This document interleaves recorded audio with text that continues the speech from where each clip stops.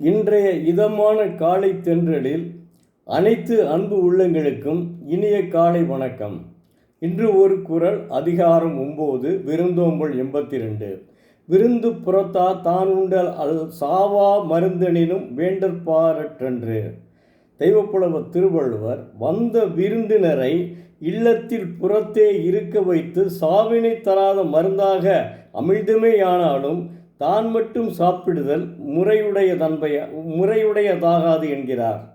அதாவது, பண்பாட்டை வழக்கமாக கொண்ட தமிழ்நாடு மக்கள் விருந்தினரை இல்லத்தில் புறத்தே வைத்துவிட்டு தாங்கள் மட்டும் மருந்து, அதாவது அமிழ்தமேயானாலும், சாகாம் மருந்தாகிய அமிழ்தமேயானாலும் அதை சாப்பிட மாட்டார்கள், உண்ண மாட்டார்கள். விருந்தினர்களுக்குத்தான் முதல் உரிமை கொடுப்பார்கள். இதனை இந்த பண்பாடு சீரழியாமல் இருப்பதற்கு நீங்கள் பெரிய புராணத்தில் அதை படித்தீர்களால், பெரிய புராணம் படித்தீர்கள் என்றால் நிச்சயமாக தெரிந்து கொள்ளலாம் தமிழக மக்கள் எத்தகைய மாண்புடையவர்கள், எத்தனைய பண்புடையவர்கள் என்பதை அற்புதமாக அறியலாம். அடுத்து இன்றைக்கு ஒரு புத்தகம், அதாவது இது கவிஞர் கண்ணதாசன் எழுதிய திரை இசை பாடல்கள் 1ஆம் தொகுதி. இதில் ஒரு பாடல் எல்லா பாடல்களையும் சொல்லுவேன், எல்லா பாடல்களுமே நான் இரவு தூங்கும்போது கேட்டு மகிழ்வேன். இதில் ஒரு பாடல் மட்டும் உங்களுக்கு நினைவுபடுத்துகிறேன். பூஞ்சிட்டு கண்ணங்கள் பொன்மணி தீபத்தில் பால் பொங்கல் பொங்குது பன்னீரிலே, பொங்கும் பிறந்தாலும் தீபம் எரிந்தாலும் ஏழைகள் வாழ்வது கண்ணீரிலே, செல்வர்கள் இல்லத்தில் சீராட்டும் பிள்ளைக்கு பொன்வண்ண கிண்ணத்தில் பால் கஞ்சி, கண்ணீர் உப்பிட்டு காவேரி நீரிட்டு கலையங்கள் ஆடுது சூரியனிலே, இதயங்கள் ஏங்குது வாழ்வின்றி, கண்ணுறங்கு கண்ணுறங்கு பொன்னுலகம் காணும் வரை கண்ணுறங்கு. இந்த பாடல் துலாபாரம் என்ற படத்தில் வந்த பாடல். இதை கவிஞர் கண்ணதாசன் எழுதியிருக்கிறார். துலாபாரம் நான் 1969 9ஆம் வகுப்பு அரசினர் ஆண்கள் உயர்நிலைப்பள்ளி பரமக்குடியிலே படித்திருக்கும் போது அதன் ஆசிரியர் ராஜா என்பவர், அவர் என்ன செஞ்சார்னா, ஆங்கிலம் வகுப்பாசிரியர் ராஜா ஆங்கிலம் அற்புதமாக நடத்துவார். அவர் என்ன சொன்னார்னா, அவர் அந்த சமயம் இந்த படம் நானும் பார்த்துருக்கேன், எல்லாருமே பார்த்துட்டாங்க, அப்போ படம் தானே பொழுதுபோக்கு. அப்போ அவர் என்ன செய்கிறாருன்னா, இந்த படத்தை பார்த்தவர் எல்லாரும் இதில் அழுகாமல் இருந்தவர்கள் யார் என்று கேட்டார். ஒரே ஒருத்தர் மட்டும் எந்திரிச்சு நான் அழுகலை அப்படின்னு சொன்னான். ஏச்சுப்போ உட்கார் அப்படின்னு சொல்லிட்டார். ஆனால் அவன் இப்போ நவ் இஸ் நோ மோர், அவன் இப்போ இல்லை, நம்மிடம் இல்லை.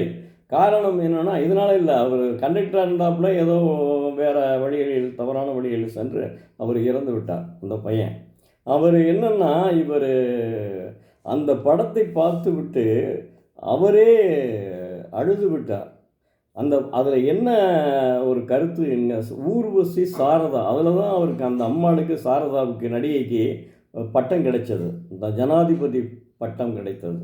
அவ்வளவு அற்புதமாக, அதாவது ஒரு லைட் சிறிய அந்த இடத்தை மட்டும் சுட்டி காட்டுகிறேன்.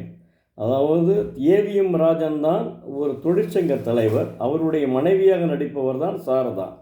ஏவிஎம் ராஜன் தொழிற்சங்க தலைவர் என்பதால் போராடுகிறார்கள். அந்த போராட்டத்தில் அவரை தூக்கி சிறையில் அடைத்து விடுகிறார்கள். வேறு வழிவதற்கு சாரதாவுக்கு எந்த தொழிலும் தர, ஏன்னா உன்னிய இல்லத்தரசி. அதனால் அவர் என்ன செய்கிறாப்புல, சாரதா அந்த 2 குழந்தைகளையும், ஒரு பெண் குழந்தை, ஒரு ஆண் குழந்தை, 2 குழந்தைகளையும் பசியால் துடிக்கிறார்கள். அவர்களை ரோடு வழியாக அழைத்தே வருகிறாப்புல. அப்போ வரையில் தான் என்ன செய்கிறாங்கன்னா, அந்த பிள்ளை பசி பொறுக்க முடியாமல்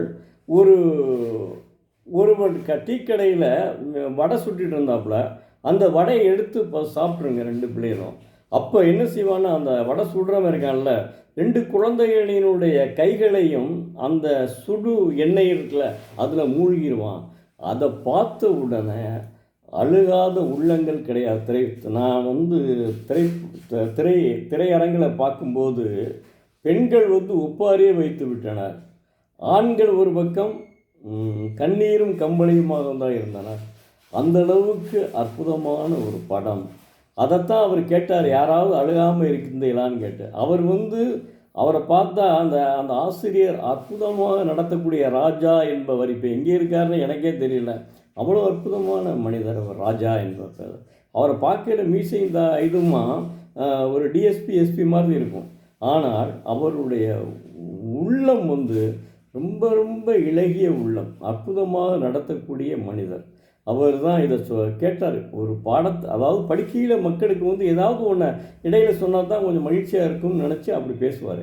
அதை கேட்கையில் தான் இந்த இது அந்த நானே கண்கலங்கிட்டேன். அந்த படத்தில் அந்த பாட்டு வரையில் அந்த கையை இது ஒன்றும் இல்லை, எண்ணெயில் ஊற்றையில் எண்ணெயில் போய் கைகளை உள்ளே நுழைக்கையில் நான் கண்கலங்கி விட்டேன் என்று சொல்கிறேனே. அந்த அளவுக்கு அற்புதமான படம் துலாபாரம். அந்த பாட்டு இந்த பாட்டு கவிஞர் கண்ணதாசன் எழுதியிருப்பார். கவிஞர் கண்ணதாசனுடைய தொகுதி பாடல் இந்த புத்தகம் நான் வாங்கியிருக்கேன். ஏன்னா அவருடைய இதில் தெரிஞ்சுக்கிடுவோம் அப்படின்றதுனால அந்த பாடல்களை நம்ம கேட்டு தான் தெரிஞ்சுக்கிறோம், கவிதையை கேட்டு தெரிஞ்சுக்கிறோம் அப்படின்றதுக்காக. அதனால் இத்துடன் இன்றைய நிகழ்வை முடித்து கொள்ளுவோம். நாளை மீண்டும் ஒரு குரலை பார்ப்போம். நன்றி, வணக்கம்.